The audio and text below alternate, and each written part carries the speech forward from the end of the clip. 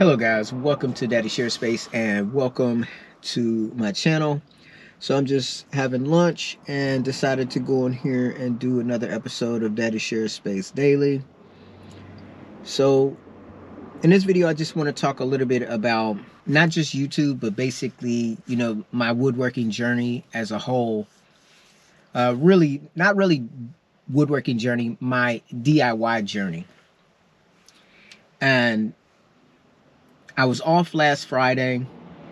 And so that means I had Friday, Saturday, Sunday off. And I really felt like I would get a lot more done than I actually did. Some things that I'm realizing is, I'm grateful. I'm very grateful for the fact that up to this point, working as a registered nurse for as long as I have, things seem to move out of the way so that I can make it to work, so that I can put in my 40 hours and do what I need to do as far as working. I did have one occurrence where I was on my way to work and the drive shaft broke on my truck. It kind of fell out and I ended up having to get the truck towed home. I did some research, found the part, took my Saab up to go pick up the part, brought it home, fixed it, and I was back at work the next day. I did it all myself. I think there's a video on my channel about that. But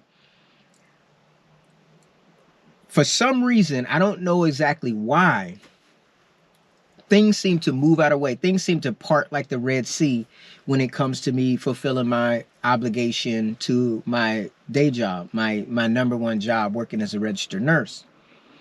But outside of my working hours in my regular everyday life, it seems as though when I try to set goals and set plans, nothing seems to get in line like that. No matter what I try to do, I can say, which is super ironic because I don't know if you guys ever have those days where you just don't feel like doing anything. And my wife and I used to have days like that more often in the past. And we've kind of grown past that stage. But when we did, we would just shut it down and we would sit down with the girls and we would just play Minecraft. We might play Minecraft for several hours, right? And nothing seemed to get in the way of that moment, right? There was no natural disasters. There was no emergencies. Nothing seemed to occur at that time. But when I go back and I think about before I even got into the, building out my wood shop, my wife and I were looking into teaching ourselves computer programming. So we started buying classes off of Udemy. And we would sit down and try to, take notes and work through it, together. But at that time, our kids were just a little bit too young. And since we homeschool and our kids are with us most of the time, for whatever reason, it was like they didn't have a settled spirit at that time. And so you just couldn't focus on the two things. They required attention, they required interaction. And so it just didn't click. It didn't work the way that we had planned. And so we kind of set that aside, both collectively. Ironically, all three of our daughters now work on doing that stuff on their own now as part of their schooling. But another thing that kind of pulled me back on doing the, computer programming was recognizing how vast that industry is. And the fact that the days of being able to say write an app as a single person top to bottom and put it in the app store and look in your account and see that you got 100 grand or 200 grand in there because you made some app that everybody decided they needed to download that has proper security features and everything that it needs is slim to none. I think I ended up hearing a video or reading an article where it said that Microsoft has thousands of people working on the operating system. And so when I got that perspective of how enormous the task was, that's one of the things that helped me to kind of, turn towards the woodworking as well. Because if you decide to make a simple, whether it be a nightstand, a chair, a table, a cabinet, or French cleat system with tool holders, it's a lot less intimidating even though there's a level of success or a level of quality within that, if you write an app that can be hacked by a cyber criminal and completely disabled and destroyed because you don't know enough about cybersecurity, you know, you're focused on the code and the functionality of the app. You're not thinking about the security around the app to keep that app up and functioning. If you don't have the capacity to do all of that, then what's the point of putting in all the hours to go nowhere, to get nowhere, to actually not have an end result? And I mean, I guess you could write computer code and automate a bunch of stuff in your house, you know, some of your digital files. I guess that's something that you could do. But it seems more practical if you decided to do something like learn a little bit of woodworking, and maybe, you know, if you like to sit on the couch to watch TV, maybe build an ottoman to kick your feet up, or make a coffee table, or something like that. It seems to be, or make a kind of like a case to, if you play video games, to put all your games and stuff in. That seems to be more of a tangible thing that you could do that doesn't require, you know, outside investment, outside approval. It doesn't, you know, hurt you if something doesn't go out mainstream and is, you know, making you a lot of money. I don't know. That's just the way that I see it. But what I was talking about is like how, no matter how I set my mind up, like if I take my 91 Saab, it's been down for months now. I mean, months. And it's not because I don't have the capacity to fix it. It's a combination of lack of experience. I mean, keep in mind that the Saab brand has been extinct for quite a while now. It was originally a Swedish company, or Swedish automaker, that eventually was sold to General Motors, and which the General Motors was a very different type of car than the Swedish version. And my car happens to be one of the Swedish models. And so you don't have a lot of parts distribution. You don't have auto mechanics out here that are willing to work on it. And then add that to the fact that I'm not an auto mechanic by trade. And so it's not always just like take a part off and bolt a new one on and everything works out. You know, I've run into some unexpected challenges trying to put the water pump back on the vehicle. As you know, when I put it on the first time, it was leaking for some reason. And as I explained before, when I took it off, there was no gasket there. So it's not as though I didn't replace the gasket, so it's leaking. And so I've had to try to come up with some kind of DIY scheme of adding a gasket to put it back in there. But in the process of putting the gasket in there and trying to do that, one of the pulleys that is 30 plus years old, the tensioner pulley for the serpentine belt, broke. So then I had to scour the internet and eventually found that part. I think that part was like 200 or 300 bucks just for that part. And all it is just a pulley, but it can be expensive because why? Because you need it, right? And so after some debate, I go ahead and I buy the part, I get it shipped out, and then somehow I misplace a bolt for the compressor. They're like long 95 millimeter bolts. And I ordered a couple on Amazon that were not the right fit. And eventually my wife actually found a company, I don't know where they're located, that I guess one of the last remaining strongholds of Saab parts. And they just happen to have those bolts in stock. So we're waiting for those to come. But, you know, just taking that 91 Saab, right?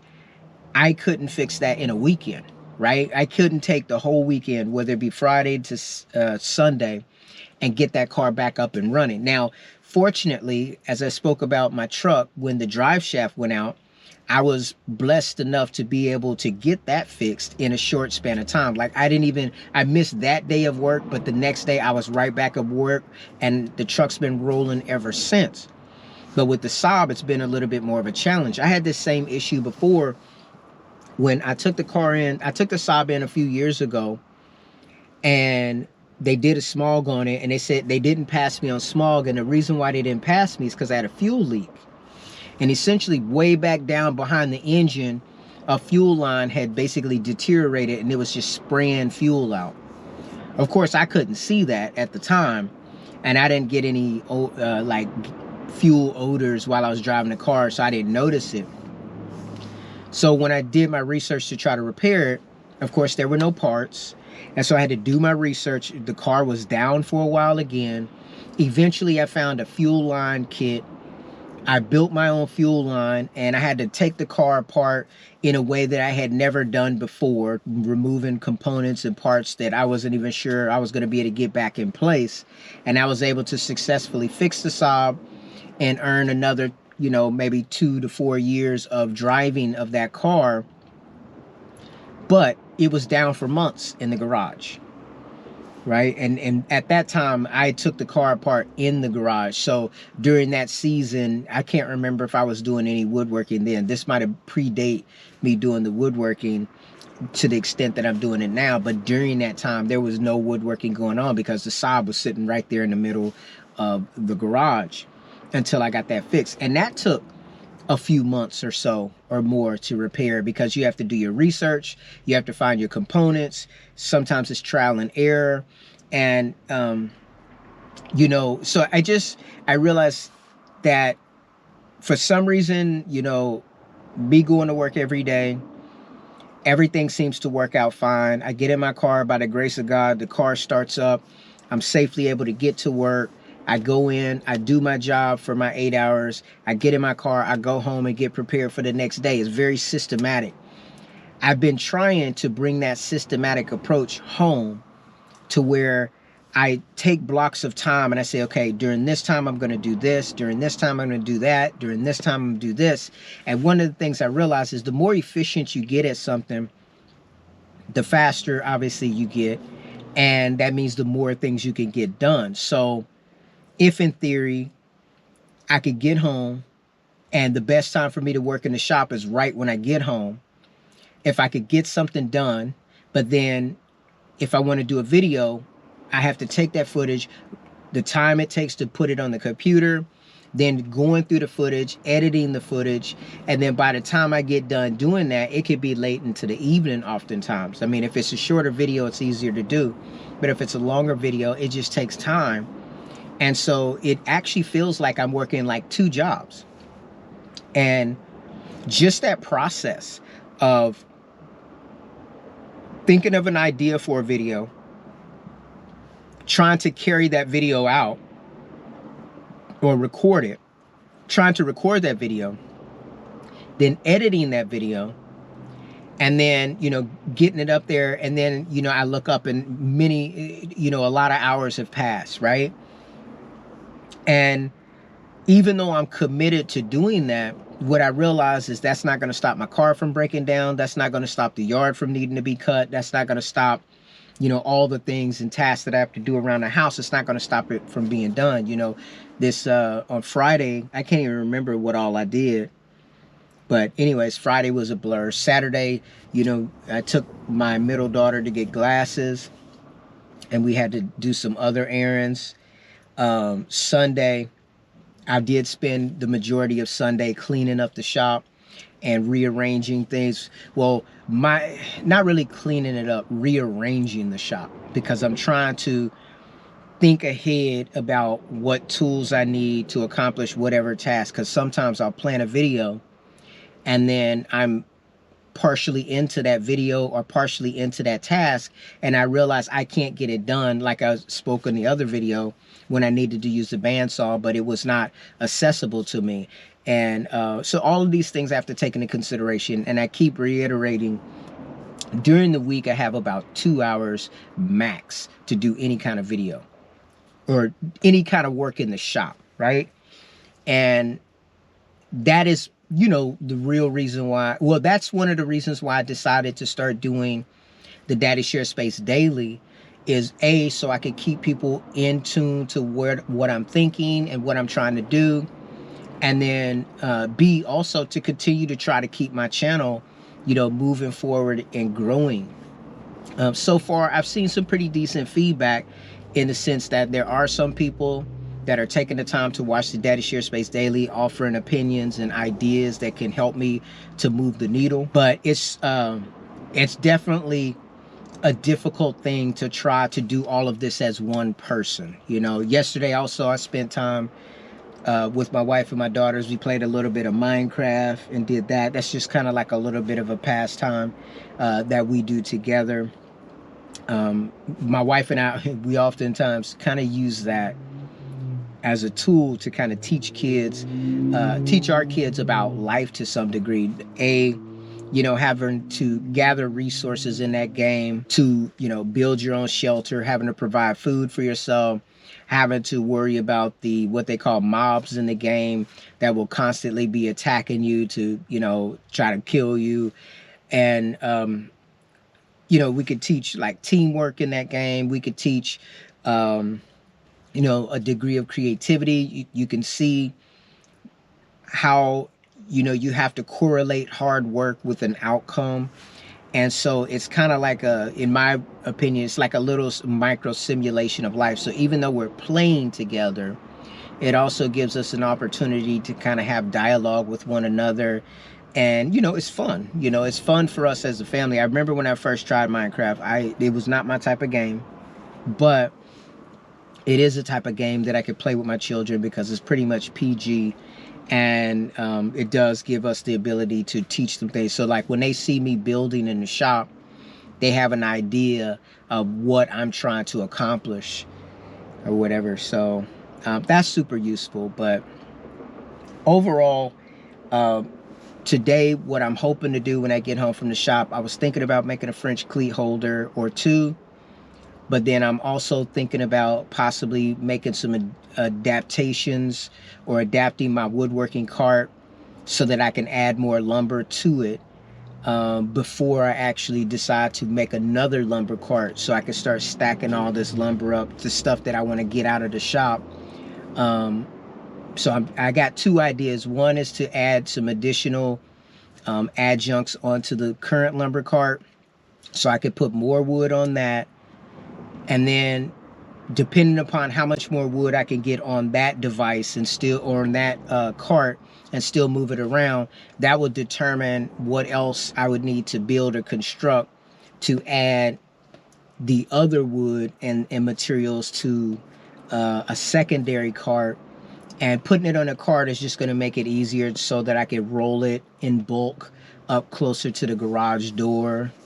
And that way, when I do decide to load the truck up to take the excess materials to the dump, I could just take it. I don't have to walk from one side of the garage to the other. I could just wheel it to the garage door and just kind of throw the stuff in the back of the truck. So my plan would be to set up a cutting station with probably a miter saw. I'll probably use the Milwaukee miter saw since it's on its way out, and a circular saw for things that the miter saw won't accommodate, and just start cutting stuff down and jam packing the back of the truck and getting it loaded up so that I can take that material to my local dump and get it out of the house. As I said, I still want to make the cart for my scroll saw. I think that, and I have this kind of a interesting it's a 1-inch sander, but it also has a small disc sander on it as well. I'm not sure if I want to make a little cart for that or how I want to utilize that, because it is a tool that I would like to use more regularly. But at this point in time, I don't really like pulling tools out and setting them on a desk and then putting them away. I prefer to have it on like a cart where I could just roll it away and push it back or whatever.